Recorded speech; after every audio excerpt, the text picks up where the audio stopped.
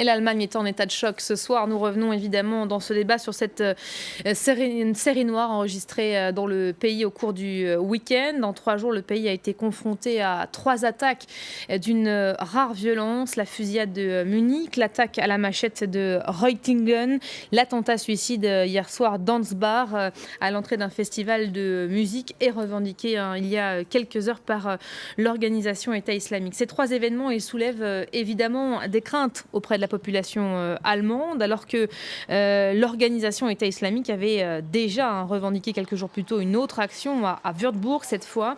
Alors qui sont les auteurs de ces agressions ou attentats? Quelles sont leurs motivations?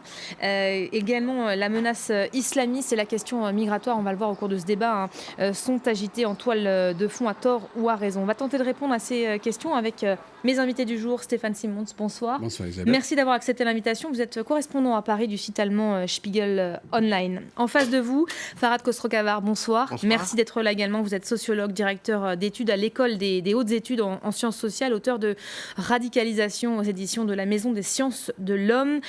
Caroline de Camaret, bonsoir. On ne vous présente plus, journaliste pour France 24, spécialiste des questions européennes, de la question allemande notamment. Et puis nous sommes en direct avec vous, Claude Moniquet, en direct de Bruxelles. Vous êtes président de l'European Strategic Intelligence and Security Center, ancien membre par ailleurs de la DGSE. Merci d'être avec nous. En une semaine, l'actualité allemande a donc été rythmée par 4 attaques particulièrement violentes. 2 d'entre elles ont été qualifiées d'attentats terroristes, revendiquées par l'organisation. Ces 2 actions, et c'est leur point commun, donc, ont été applaudies par le mouvement islamiste. On va revenir en images sur cette semaine avec Florence Gaillard. On en reparle juste après.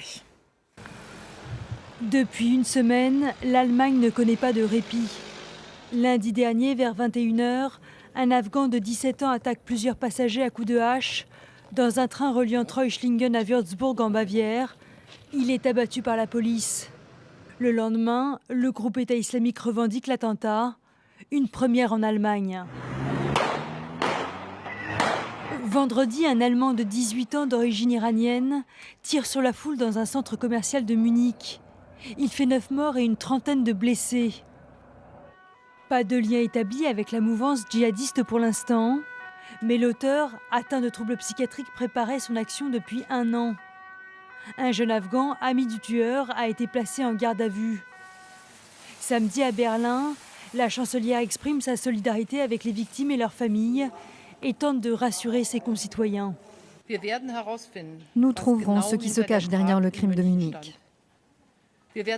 Nous ne nous reposerons pas tant que nous ne saurons pas précisément comment l'assaillant du train de Würzburg s'est radicalisé. L'État et ses services de sécurité continuent de faire tout ce qu'ils peuvent pour assurer la sécurité et la liberté de tous en Allemagne. Le lendemain, un homme de 21 ans tue une femme et blesse 2 autres personnes à Reutlingen, dans le Bade-Württemberg. A priori, le crime est passionnel, mais il renforce un peu plus le climat de tension dans le pays. Dimanche soir, nouvel attentat, cette fois-ci dans la ville d'Ansbach. L'explosion ne tue que son auteur, mais elle se produit près d'un festival de musique où étaient attendus des milliers de personnes. La fête a été annulée, mais la peur, elle, s'est bel et bien installée en Bavière. Voilà, une attaque revendiquée depuis, c'était il y a environ 2 heures par l'organisation État islamique. Stéphane Simons, vous qui êtes journaliste pour un titre allemand, l'organisation État islamique, on en parle beaucoup ces derniers jours, depuis une semaine précisément. Alors on a regroupé ces 4 événements dans un même sujet. Il ne s'agit pas de les traiter de la même manière. On va peut-être les décrypter ensemble. Il y a a priori des faits divers et puis d'autres attaques avec des motivations un peu différentes. Alors on parle, c'est encore très difficile à décrypter, sauf qu'on a le point commun, c'est-à-dire c'est le revendiqué par Daesh pour la première attaque à la hache à Würzburg. Et c'est ce qui s'est passé hier soir à Ansbach, ce festival de musique, où peu après, Daesh, en fin d'après-midi aujourd'hui, avait revendiqué que les deux étaient des soldats de Daesh. Alors, bien sûr, même s'ils n'ont pas, ces deux personnes n'ont pas fait leur brutalité sous l'ordre direct de Daesh, bien sûr, l'organisation profite pour les nommer en tant que soldats. Donc, l'idée, c'est de revendiquer l'acte de barbarie pour justement faire agrandir ce sentiment de terrorisme qui s'épanouit en Allemagne.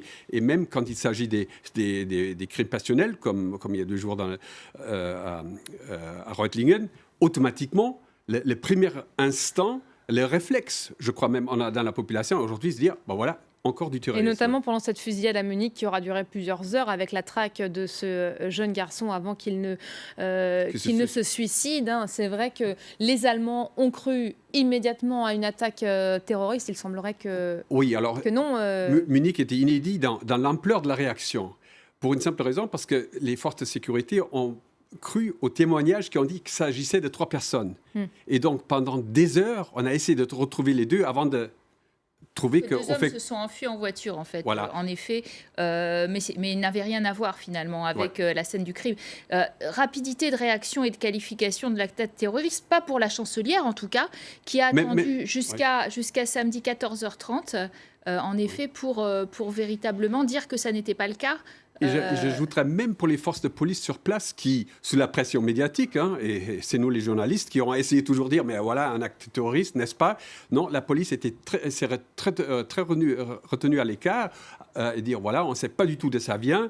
Et les spécialistes du terrorisme ont dit, ça peut être un acte seul, donc un acte d'un amok, d'un fou isolé, ou alors ça peut être aussi un acte de terrorisme de la droite. Et finalement, c'était quand même un individu plutôt disturbé. Et beaucoup de questions restent encore sans réponse. Claude Moniquet, bonsoir. J'aimerais avoir votre avis de spécialiste. 4 événements, a priori différents, mais malgré tout des points communs. J'aimerais avoir votre sentiment à vous ce soir.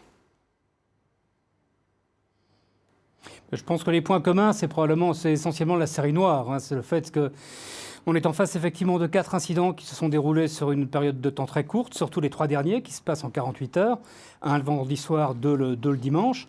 Mais on est très clairement, je pense, comme ça vient d'être dit, en face de 2 séries d'événements, plutôt d'une série d'événements, les 2 attentats revendiqués par Daesh.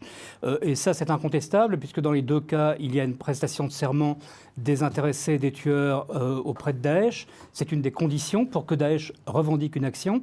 Et ça n'implique pas spécialement que ces hommes aient eu plus de contact avec Daesh.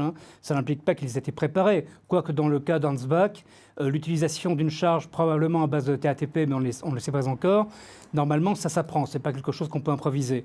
Les 2 autres actes, ce sont clairement des actes...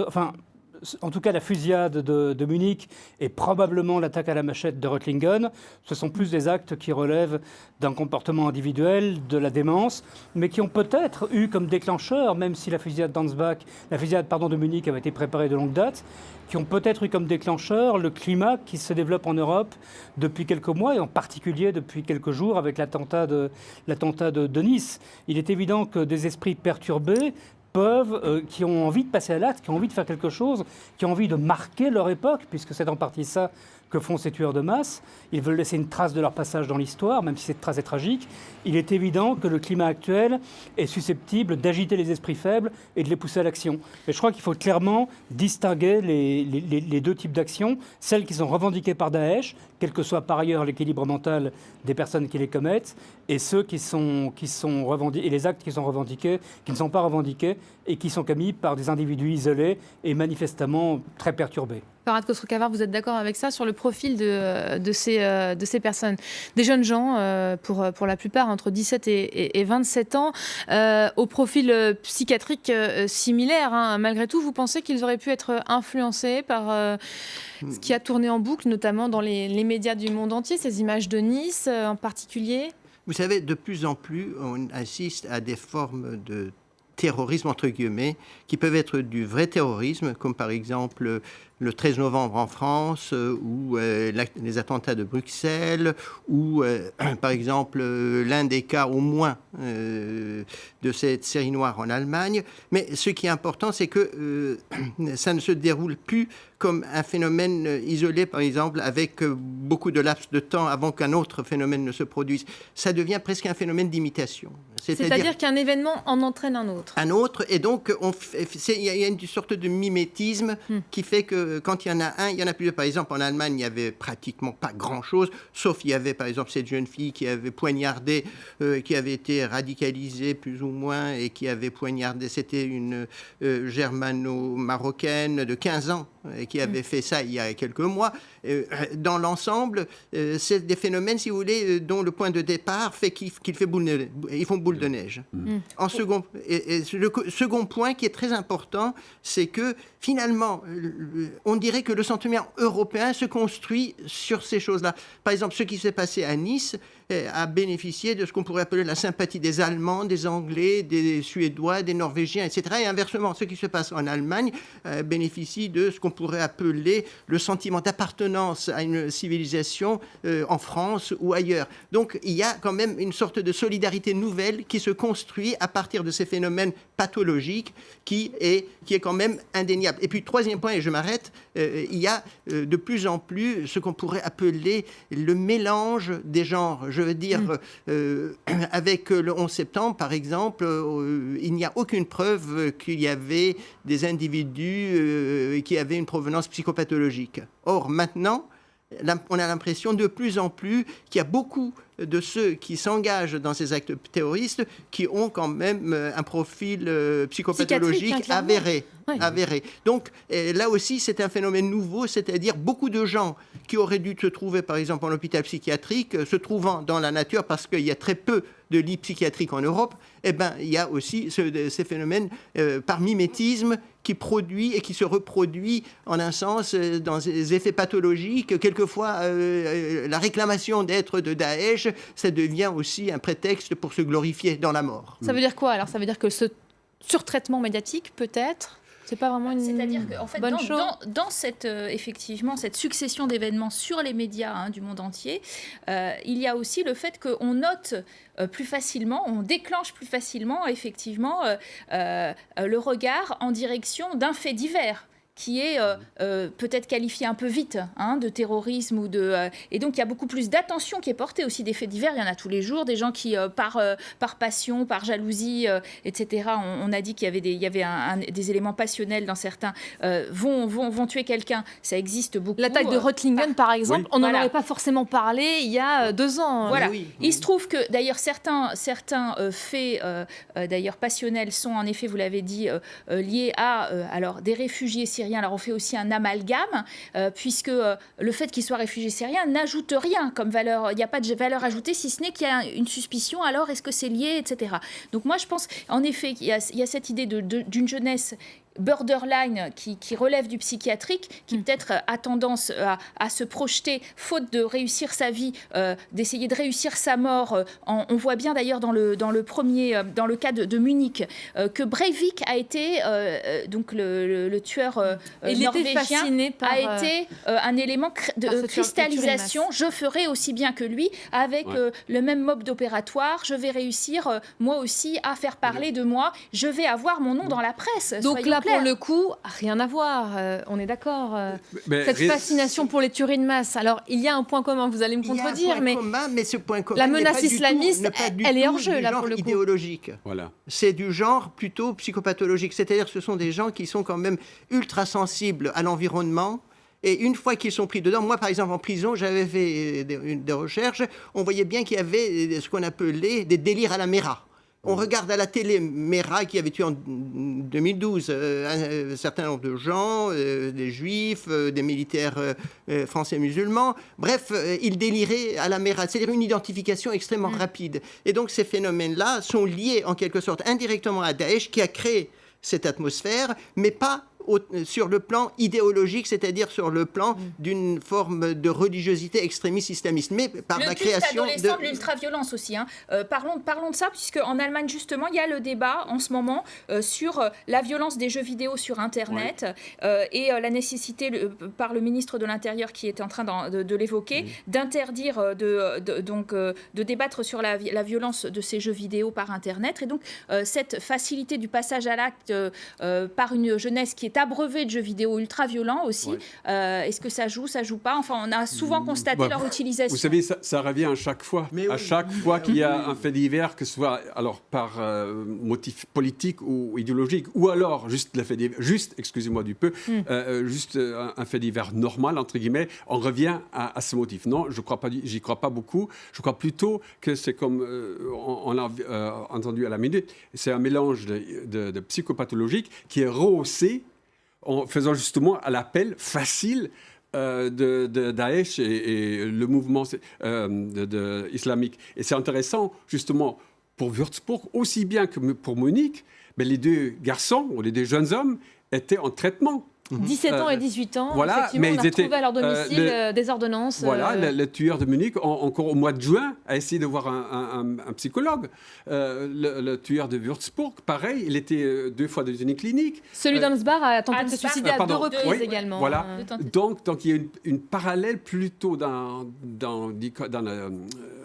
l'attitude psychique, et après, le déclencheur. Et là, je crois aussi qu'il y a un effet de mimétisme. Claude Moniquet, peut-être vous aurez le mot de la fin sur ce profil, ce nouveau profil auquel on doit faire face. Comment s'y adapter, justement ? Alors, ce n'est pas vraiment un nouveau profil. Moi, j'avais travaillé là-dessus, d'ailleurs, en m'appuyant beaucoup sur les travaux de M. Kostrokovar, il y a quelques années, après l'affaire Mera, pour écrire un livre qui s'appelait « Les néo-djihadistes », qui était, et je parlais de néo-djihadistes parce qu'on établissait une différence entre les recrues d'Al-Qaïda et celles de ce qu'allait devenir l'État islamique, ou Mera, qui était entre les deux, qui n'était pas une recrue de l'État islamique, qui n'existait pas à l'époque. On est en face de gens qui, effectivement, ont un profil tout à fait différent des terroristes du 11 septembre, qui venaient tous, effectivement, de milieux sociaux plutôt haut de gamme, du Moyen-Orient, qui étaient des émigrés, qui étaient des gens qui avaient été passés par un parcours musulman classique et qui s'étaient radicalisés peu à peu, et qui étaient très convaincus de ce qu'ils devaient faire, qui ont préparé leur action sur des années.